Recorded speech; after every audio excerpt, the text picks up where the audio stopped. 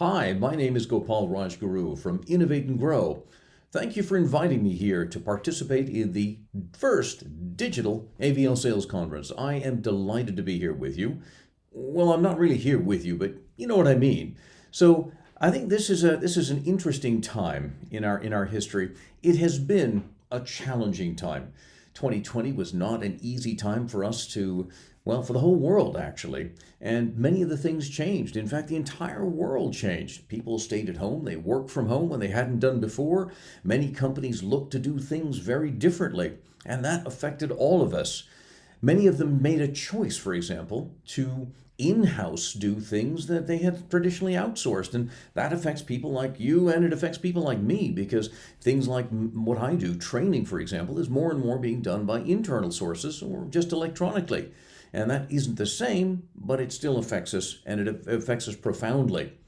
The traditional markets in which AVL has sold, for example, the traditional car guys, well, they do still exist, but there is a new breed that we must deal with, and they look at things very differently than we do.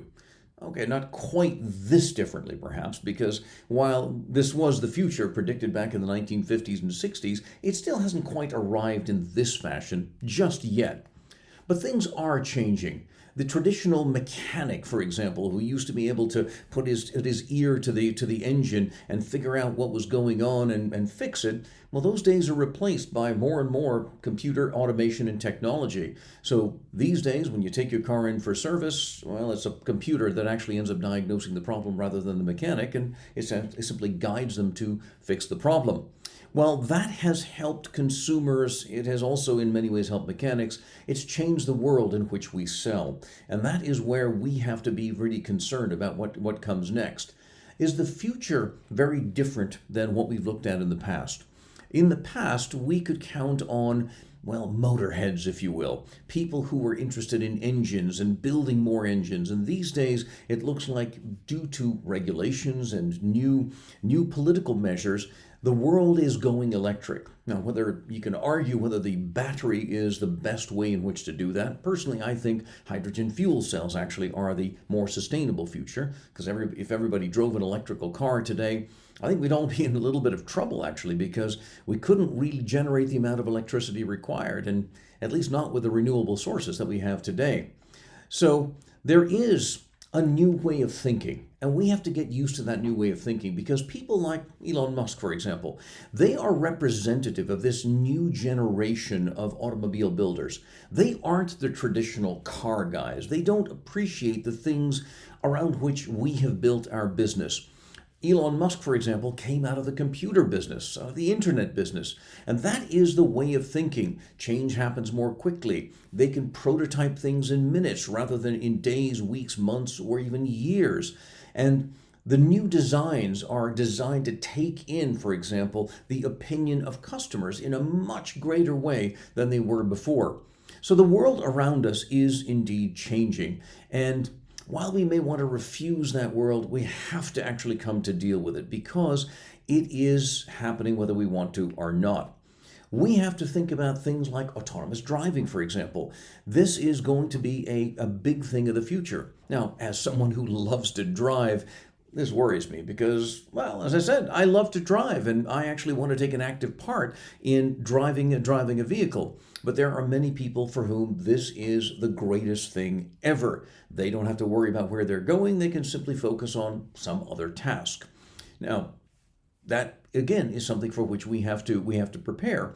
And I realize that we're in a position where we're still formulating the offer. We haven't quite figured out what we're going to do in that market, but this is one of the challenges we have to face up to, because in the future, this is going to be one of the things we have to take into account. So what do we do? What do we need to do to make sure that we're in a position to actually not only survive in the future, but thrive? Well, what we have to do, I believe, is understand how the customer's buying journey has changed. One of my favorite sayings is, the best salesperson in the world does not sell. What they do is they help their customers to buy. But in order to do that, we have to understand what their buying journey actually is and take advantage of where we can create value throughout that process. Now, there are some fundamental changes going on in that customer buying process, and we have to adapt our way of thinking and working in order to actually, well, thrive in this environment.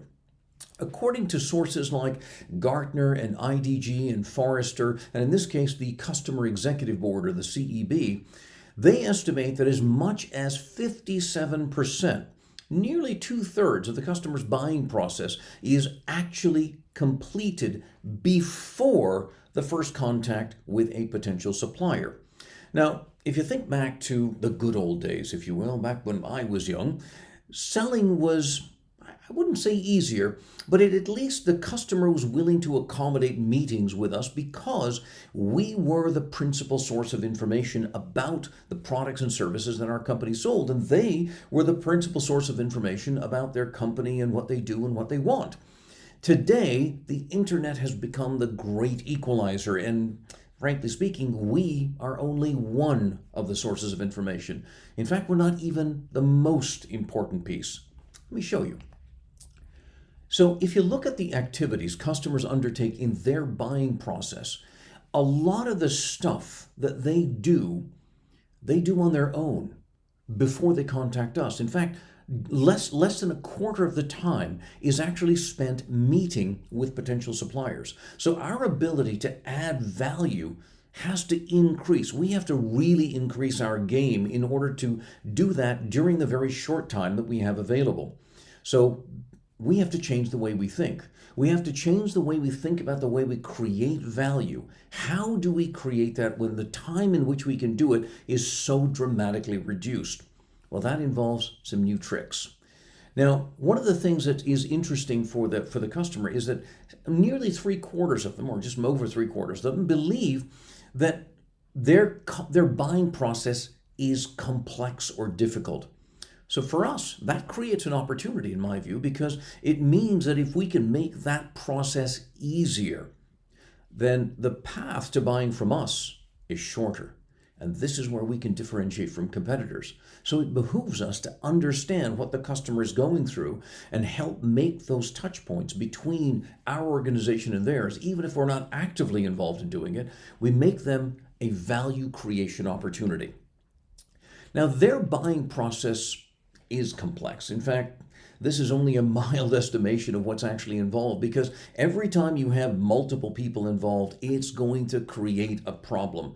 From start to finish, it's going to be an incredible process that they have to go through to figure out what problem they have to solve, to explore solutions, to determine whether or not they actually want to solve the problem and with whom they can do it, to build the requirements so that they can go out and seek potential suppliers and then select those suppliers before they make a purchase decision.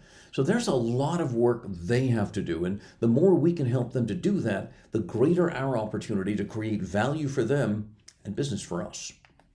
So it's not a hopeless thing. What we have to do is to figure out where within that customer's buying process we can potentially create value through all the good things that we bring to the process. Now, that's not going to be easy. It's going to take some adaptation on our part to figure out what we need to do and how we need to do it differently in this very different world. So, for example, can we help them to identify the right problem? Can we help them to explore solutions even before they actually are officially engaged with us? Can we help them build requirements around our capabilities, of course? And can we, of course, be the one that is selected in the end? So this is where we can potentially add value to the customer by helping them to move through their buying process, and even after they've made a selection, to help them validate that selection internally and to gain consensus within their own organization. So these are the things that are in the part of the modern buying process that we have to now adapt our way of selling to.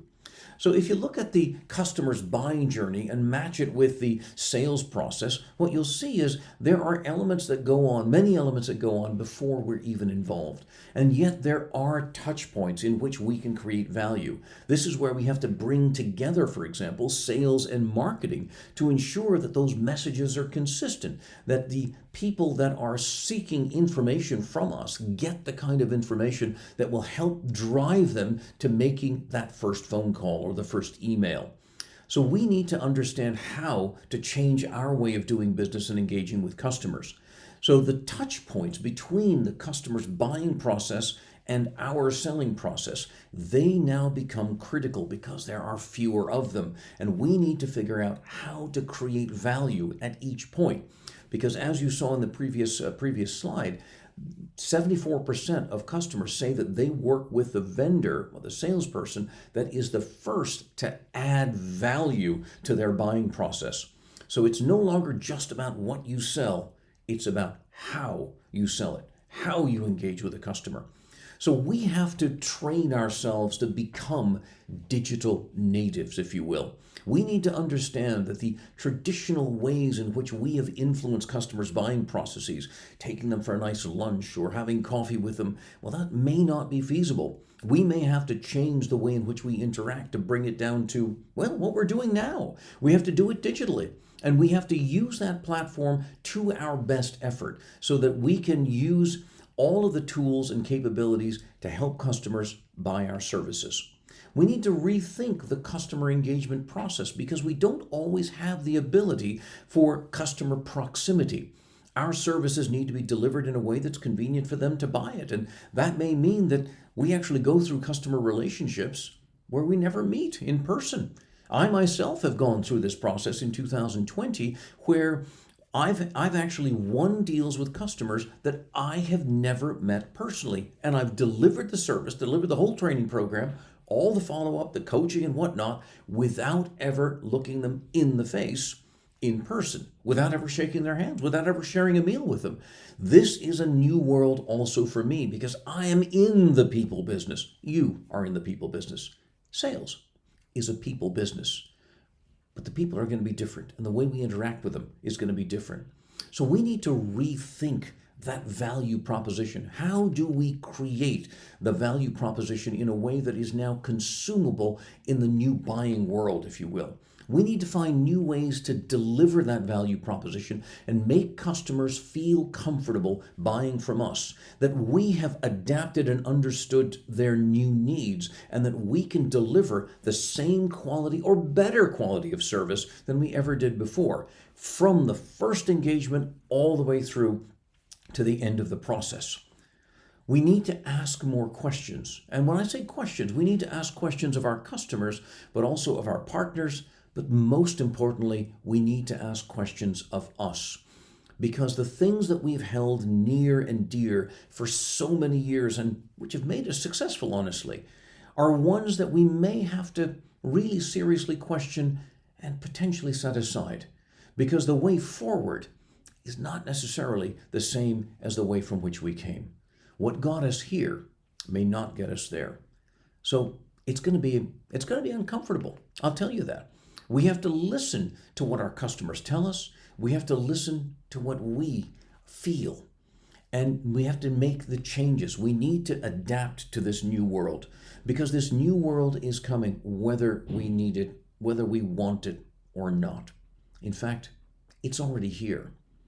So what I suggest is choose to enjoy the journey. It won't always be easy, but the result is something I think you'll enjoy. Thank you again for listening. It's been a pleasure to be here. All the best.